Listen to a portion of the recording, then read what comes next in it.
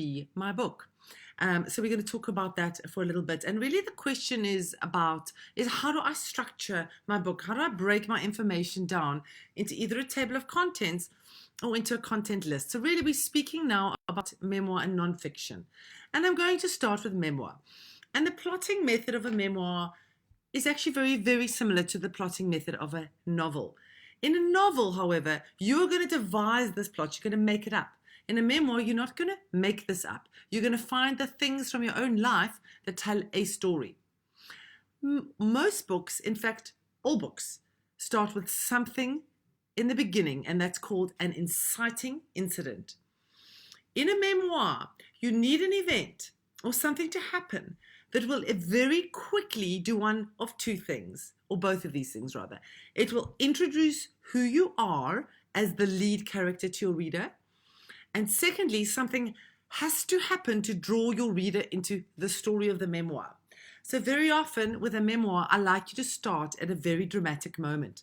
It could be in the middle of your story. It could be at the very end, the lowest part of your story. It could be that moment, as one of our writers has, where she's lying passed out drunk with a box of cereal on her head and her young son kicks her awake and says, "Mom, not again," or one of these concepts. But when we are writing memoir, we want to begin with a very dramatic, compelling incident. And the same will actually hold for nonfiction, but I'm going to talk about that second.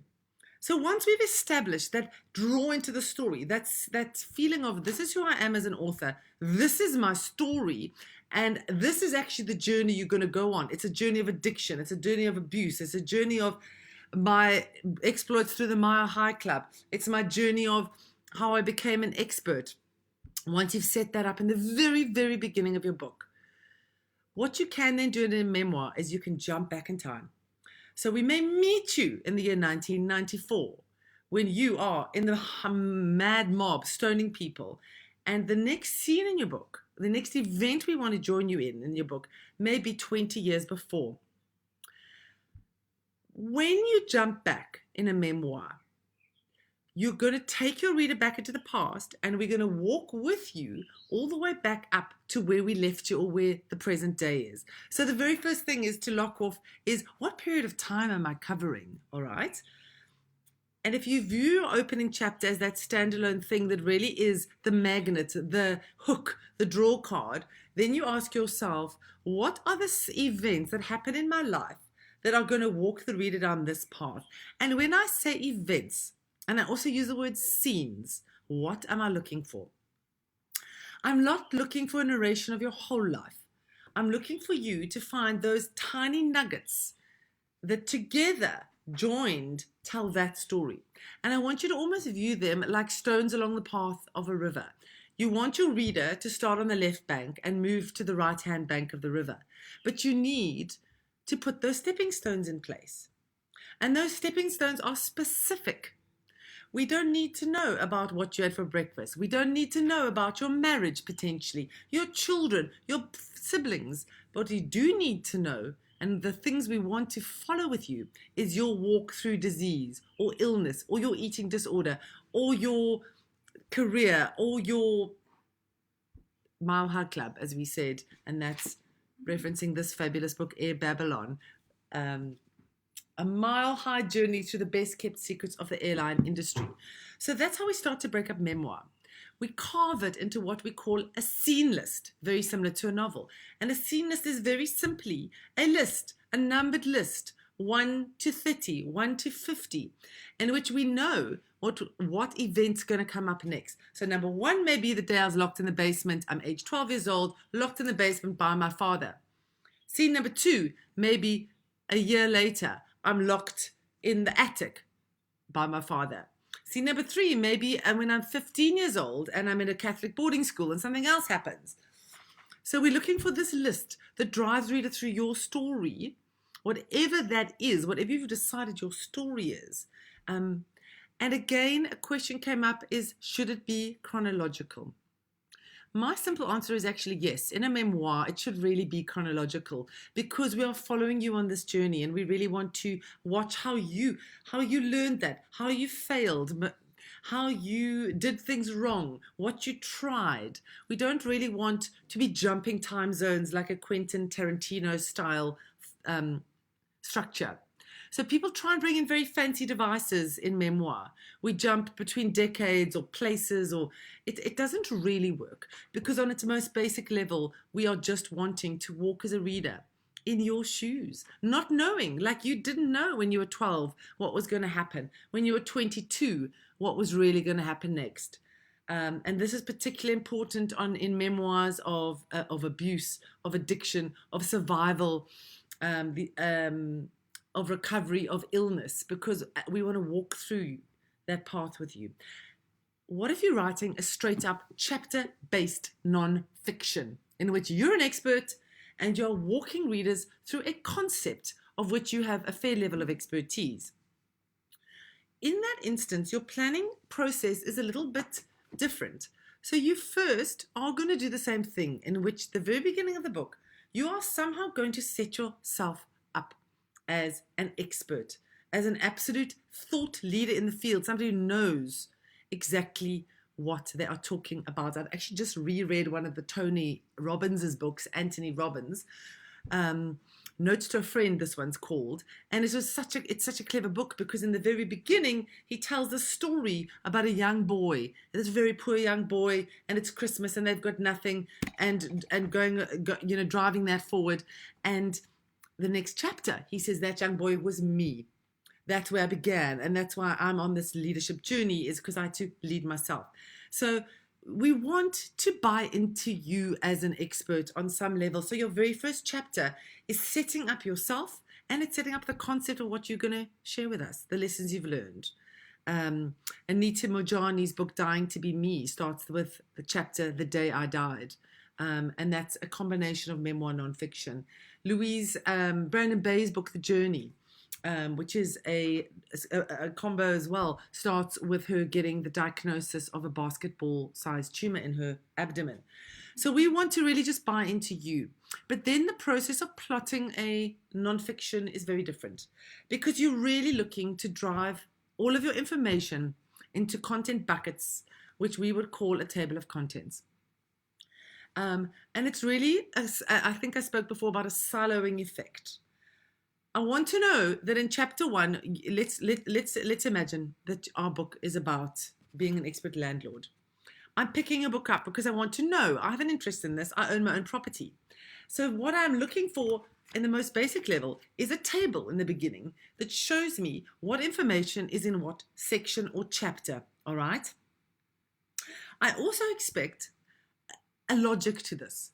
If I'm looking to be my own landlord, I expect to know some things, how to place a tenant, how to manage your own property, how to draw up an expert lease agreement, how to onboard your tenant. Okay, these are very logical things. Now, you as author are going to devise these. Often you can do this as a mind map, where you sit and you sort of draw, well, what are the divisions that we can create? All editors and all publishers love a writer who's done a little bit more work. So let's say you've got 7 clear divisions within your book. You want to roll out your argument or your expertise over 7 areas that you are covering. We love it if you have some sort of theme that you can attach to it, some sort of list. I think I've given the example of, let's say, for example, you're writing a book on healing the body through energy. You may want to attach it to the 7 chakras. You may want 7 chapters. Each one aligns to a different kind of vibrational energy. If that's too esoteric for you, you may want to, we always love a list, the 7 different relationship systems, 9 personality types, and how you find them and how you fix yours. So that's another way of driving all this information into firstly a table of contents. It's broken into your 9 chapters, but also elevating it slightly above everybody else's by attaching to the table of contents a higher organizing structure or metaphor. But at the very end of the day, when you're looking at coming up with a structure for your book, just stick with something clear and simple. A lot of the higher conceptual stuff will come at the end. So I Ghost wrote a book on the different Enneagrams. I think there are 9 different Enneagram personality types. And initially the book was that. It was 1 to 9. But further down the concept, when we looked at what was our publishing market, we decided to shift the 1 to 9 from Enneagrams to animals, African animals. So you could diagnose yourself almost with an animal type. Like they're an owl because they're in a quest for knowledge. They're gathering information, whereas that person is a black stallion, So instead of the 9 chapters having Enneagram numbers, we drove it into a new system, which we then called our own. And also, those of you who are writing a non-fiction book with your own expertise, the call of writing a book is to stand in that place and say, I'm going to own the system. I'm going to brand it my own. Louise Hay said, heal your life. It became her trademark. It was just an amalgamation maybe of many years of experiences and other things she'd read. John Sinai has got a book, What's Your Moonshot?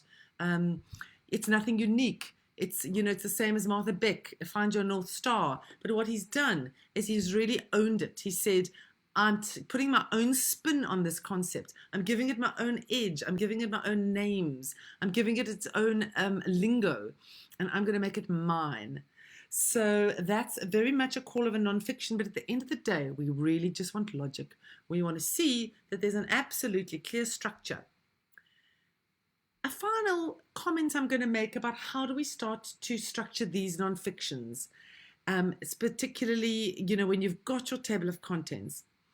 And the one thing to understand is that readers love a formula. So please don't try and do something different in every chapter. When you've got a clear and logical structure, stick to a little bit of a formula. That formula may look something like this. In chapter 1, which is about Enneagram 3, the Black Stallion, the little first bit may be a beautiful quote about a wild and creative spirit. The second section in every one may have a heading, Diagnose Yourself. The third area of each chapter may have the characteristics of your personality type. Then in every chapter, you may want to have a more theoretical discussion. This is how you are, this is how you perform, this is the kind of person you are. You may want to get into academics there. Then maybe in every chapter, you want to have another section about a client story or somebody else's story. So immediately the reader is cued in that this is somebody else's story, a different take on it, a completely different voice. And maybe at the end of that chapter and of every chapter, you want to summarize possibly, if you want to do 5 things to improve your life, you can do these. So I'm just giving you quite a simplistic example of the formulaic nature of nonfiction. We don't want one chapter that's a poem and another that's a recipe and another that's an academic conversation. There is a call to structure in a very logical way and in a uniform way your book. So readers can dip in and dip out. And also remembering that they probably won't read it from cover to cover. So they can choose where they're going to engage with your book and which chapter is just not for them. So happy writing. A lot of questions may come up, a lot of queries about your structure. Is this right? Is this wrong? There is no right or wrong. This is really just an exercise in putting together a puzzle. You have lots of disparate pieces of the puzzle, lots of pieces of information you feel you want to share. Now, and this is really a lot of hard work, is going how, where, and in what form am I going to put it? Okay, yes, that piece there, should that go in that chapter? I'm going to stick it in chapter 4 because there we're talking about the brain. Okay, and then what may happen down the line is when you start to reread your book, that big piece may not fit in chapter 4. That's not about the brain, you may think. That's about the chapter about the heart. So I'm going to take that piece, I'm going to move it there.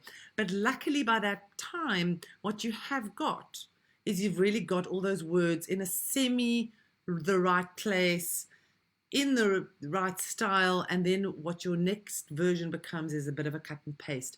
So those of you who are cutting and pasting now, maybe don't do that. Keep driving your word count up. Just keep slotting like a grocery cupboard that you're stocking. There's the tins. Oh yes, all the tins go there. There's the rice. It's going to go there in that chapter where we handle all the rice. Okay, there's the dried goods. Okay, it's very much the same thing. You're building it brick by brick. and you're slotting stories into the right place, into big groupings that ultimately may or may not change. And there we go. Keep writing, keep playing. It will come right, possibly not in the first version, but that is going to slowly emerge over the course of these 4 months and this writing process.